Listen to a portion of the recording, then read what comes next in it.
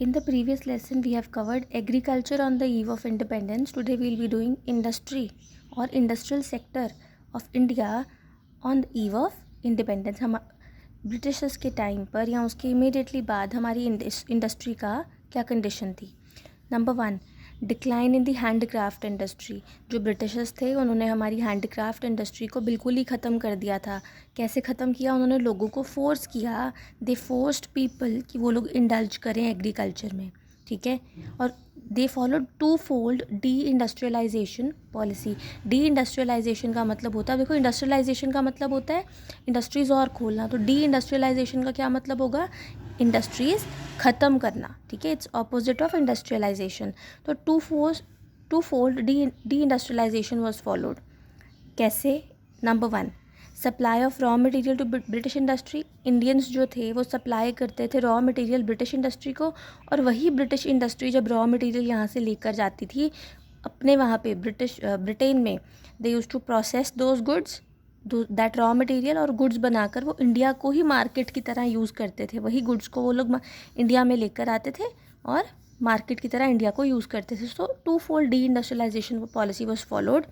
ये आपकी two fold D industrialisation policy. आपको ये 3 मार्क्स के लिए क्वेश्चन आ सकता है. What do you mean by deindustrialisation? This question can come for 3 marks. What do you mean by deindustrialisation? तो डी इंडस्ट्रियलाइजेशन के अंदर ये 2 चीज़ें आ जाती हैं. पहले आप मीनिंग लिखोगे कि डी इंडस्ट्रियलाइजेशन का मतलब क्या होता है, उसके बाद टू फोल्ड डी इंडस्ट्रियलाइजेशन का मतलब लिखेंगे. Next is discriminatory trade policy. जो ब्रिटिशर्स थे वो भेदभाव वाली ट्रेड पॉलिसी यूज़ करते थे. कैसे? इंडिया से जब ब्रिटेन रॉ मटेरियल को एक्सपोर्ट किया जा रहा है या सेल करा जा रहा है तो उसके ऊपर कोई टैक्स नहीं लगता था.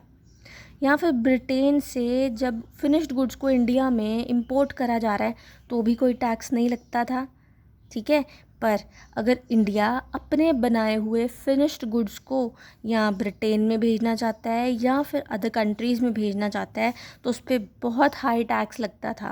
तो इसी कारण इंडिया की जो इंडस्ट्री है वो ख़त्म हो गई या बहुत ही डिक्लाइन हो गई. ठीक है. So discriminatory trade policy. Next third was competition from machine made products. अब मशीन मेड जो गुड्स होते थे दे वर वेरी चीप, और जो हैंडमेड गुड्स थे इंडिया के अंदर जो बनते थे, ठीक है, वो उस कंपटीशन को स्टैंड नहीं कर पाए. Next, lack of capital goods industry. India के अंदर कैपिटल गुड्स की इंडस्ट्री नहीं थी, मशीन्स की कोई इंडस्ट्री नहीं थी.